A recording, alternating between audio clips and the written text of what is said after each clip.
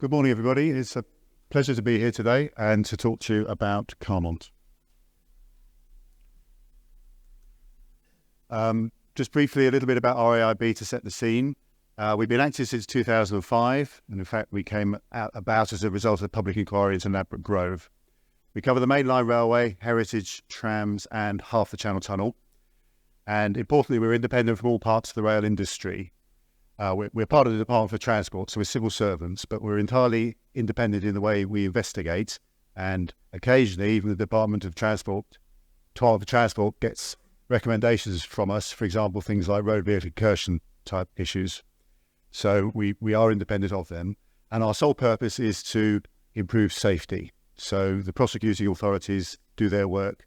Our role is to understand what's happened after an accident and to get that information out there to try and prevent the same sort of thing happening again. Just a ride of this presentation this morning. The legal process isn't yet complete for Carmont. The fatal accident inquiry hasn't begun, and so I'll be discussing what's in our report, and I'll be keeping to that. So Carmont, 12th of August 2020. This was the first photograph we saw, which arrived with our duty coordinator on that morning. We couldn't, from that photograph, understand what had happened. It was completely catastrophic.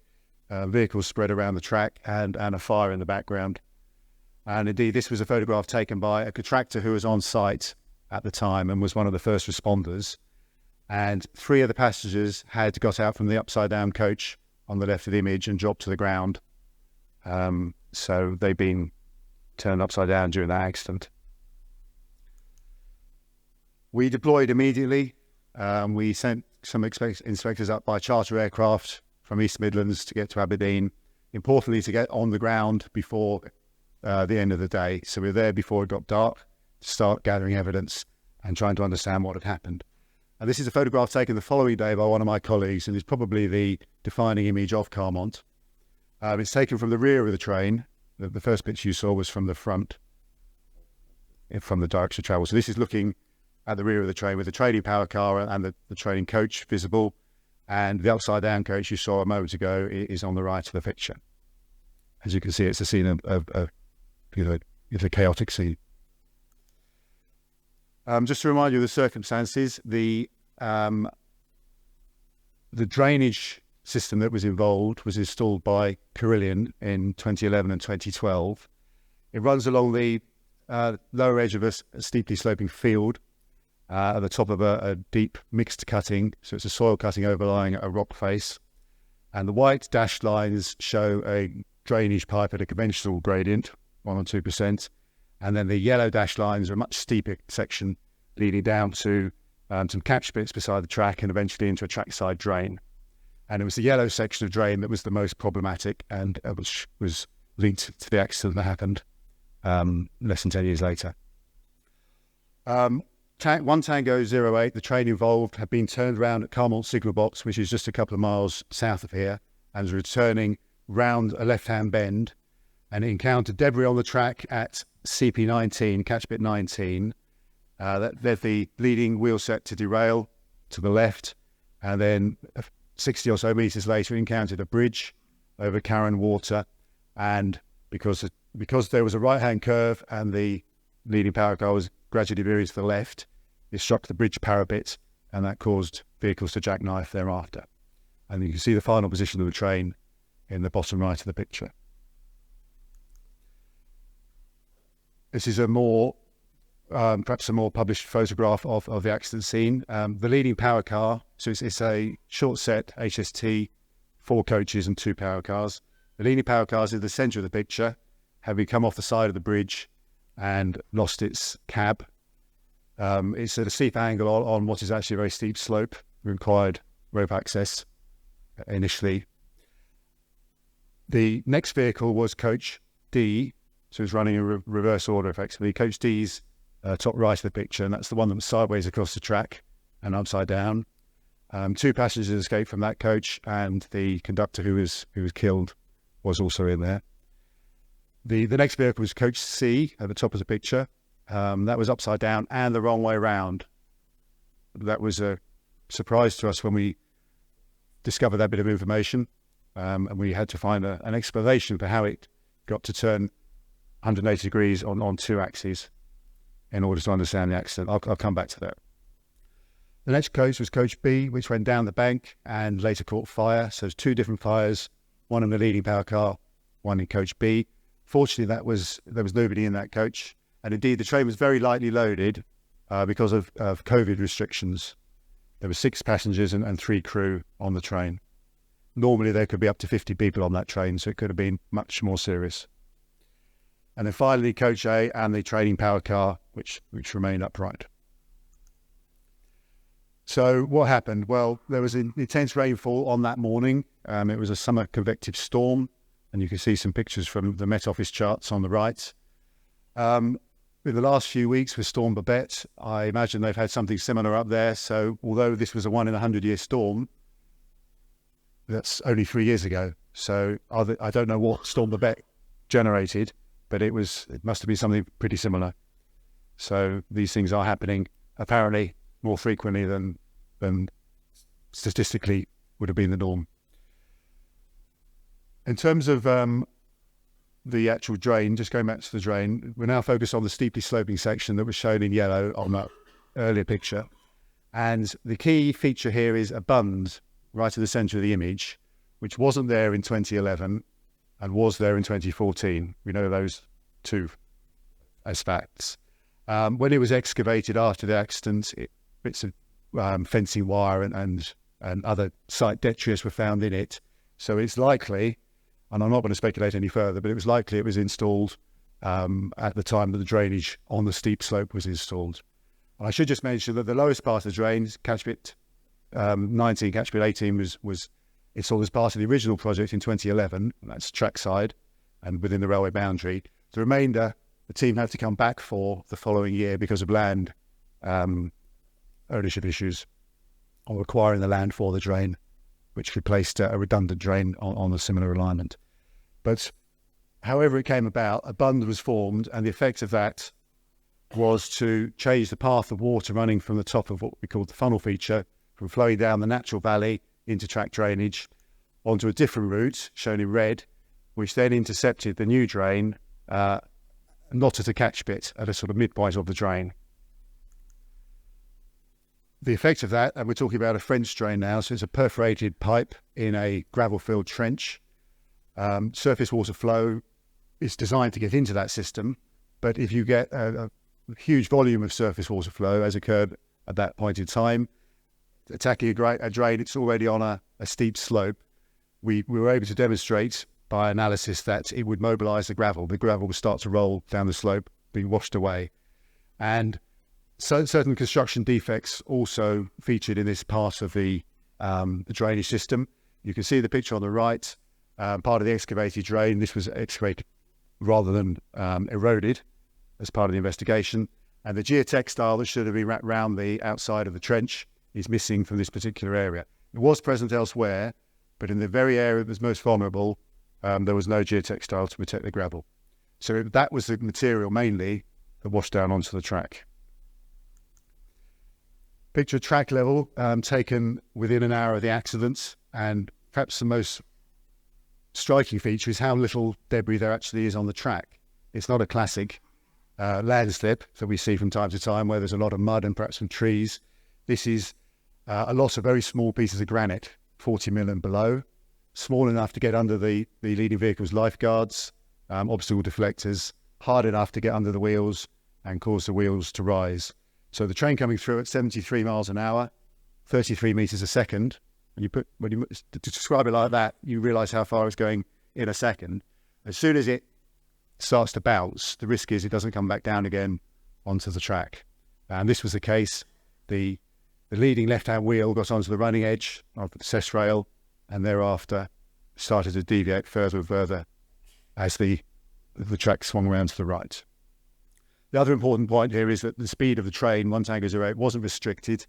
There was no knowledge of anything amiss with the track. And despite the intense storm, by the time 1 Tango 08 was travelling north again, the sun had come out, so the storm had definitely passed by that point. track damage between the pointed derailment of the bridge caused by the flanges of the wheels. We identified 4 different wheel paths, all from the leading power car. And when it got to the bridge, it struck the parapet end on. It was a particularly low parapet. You can see the opposite parapet, which is largely intact, is only just above ballast level. This one was possibly even lower because it's on the outside of the curve. All the coping stones were taken off, apart from at the extreme end. But the face of with the trailer struck it at this end, you can see that the limestone blocks have been split and scattered rather than the parapet falling off.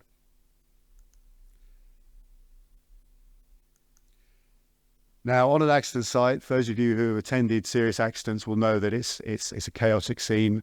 It's dangerous. There's spilt fuel, there's damaged batteries, there's unstable structures, sharp edges, possibly even worse things. So it's a very difficult environment to work in and to actually make any sense of. You can see some props put on against Coach C there by the fire and rescue teams. But even so, it was too unsafe to go into that gap for days. So we had to work around those areas to try and interpret what was going on. One of the key features of an accident site is to get a plan established as quickly as possible. This is a couple of my colleagues working with one of our small vans. And you can see on the right, even just using a Google Earth type print, if you've got nothing better at the time, just establishing and getting all the parties on site to agree that this is area G, this is area H, that's coach 1, that's coach 2, whatever the chosen identification method is, it's important that everybody knows what is what. That's another scene from the site with one of my colleagues labelling up a bogie. Mark 3 coaches, the bogies are not attached to the vehicles. There's simply a pin that drops through a hole. So as soon as the bodies start lifting in the sort of jackknifing accident that we had at Carmont, the bogies are released. And all of a sudden you've got 5-ton lumps of metal rolling around the site. And if they run into anything, they're like, they're extremely dangerous. Because it wasn't clear initially where each bogie had come from, we had to match maintenance records with vehicles and then label them up accordingly. So a lot of interpretation required here to even begin to understand what had happened. In the background, you can see the leading power car on its side on the slope with the fire in the engine compartment to the rear, and the place where the cab was just behind the firefighter, extreme right of the picture. And that had gone about 25 metres further on down the bank with the body of the driver. Evidence collection continued around the site in all its forms over the following weeks. And one of the reasons it took so long to clear the site, you'll be aware the railway was shut for some months, was the need to get the vehicles out. There was very little road access, and so chopping the vehicles up on site and taking them out in parts would have been extremely difficult as well. On this occasion, the opportunity was taken to take the vehicles out whole because it was the pragmatic solution. But because it was COVID, and because we needed to build a road into the valley to get the cranes and the vehicles, the Alloy transporters in, a quarry had to be reopened. And so you can imagine it's just a snowballing effect of delays because of the sheer difficulty of getting things done. The vehicles were taken to a secure storage at St Rollock's depot in Glasgow, which had recently become vacated and wasn't being used at the time, and we were able to arrange them in order with the bogies opposite. You can see the bogie there to the left, and the coaches the right way round and in the right order, so we could start to examine them in detail. The train hadn't caused the crash, of course, but an important part of our investigation is to understand what this type of accident, what the impact on passengers are, and if there's any safety learning for the design of the rail vehicles. We did the same at Greyrig with the Pendolino, so that was a modern train that we found things that could be improved on. And of course, with a HST set, it's an old design, but it did stand up well, given that. What's telling here is that the leading coupler of Coach C is not only detached from the Coach D in front of it, but is also full of wood. And that meant it had run through a tree. And we took samples from various trees on site to try and establish the path of this vehicle, because if you remember, this had turned right round during the collision. And so you can see that we're getting a lot of evidence, and in order to understand certainly the crashworthiness aspect, We have used for the last several major accidents computer modelling to help us simulate the evidence. We need to understand, as far as we can, how each vehicle has ended up in its final position, to then understand the effects on passengers and the causes of the damage. But of course, you need a starting point. So we took the trailing power car, which is a big, heavy vehicle, sort of double the weight of the coaches in front of it, and plotted its likely deceleration curve from the moment that the leading vehicle derailed. And then that is effectively going to push everything out of the way in front of it. So that was our starting assumption, our hypothesis, and we tested everything against that. So if you treat the vehicles just as oblong boxes initially, you can then... Sorry, just retrained here, there we go. And plot the deceleration curve of the last vehicle in this case. You can see how everything else had to get out of the way in front of it. So breaking it down into sort of 1 second steps and matching damage to the infrastructure damage and witness marks to the damage on the vehicles, we start to get a clearer picture of what's happened. So that's the analysis part, and we can match. You can see there's a light blue bogey in the centre of the picture. We know that came from the light blue coach, which was coach B, so we can start to match that up. Finally, we turn that into effectively a presentation tool, which we needed to talk to the bereaved families and for the further investigation, and indeed when we published our report. And so I'll just run this animation. There's a debris on the track there. The train's going to approach from the left at 73 miles an hour. Driver applies emergency brake. But now you can see the leading power car start to deviate, and just under the tree it strikes the bridge parapet. Coach C, the green one, turns around, and we know that the dark blue coach Coach A struck Coach C because part of its cant rail was embedded into it. For that to happen, Coach B had already got to be out of the way. Just from a different angle, it's derailing, and then in slow motion,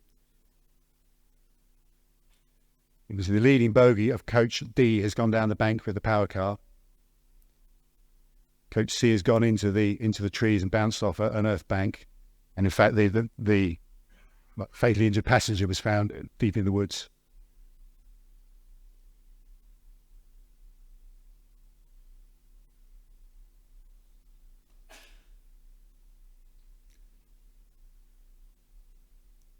You could. Thank you. Okay, I got it.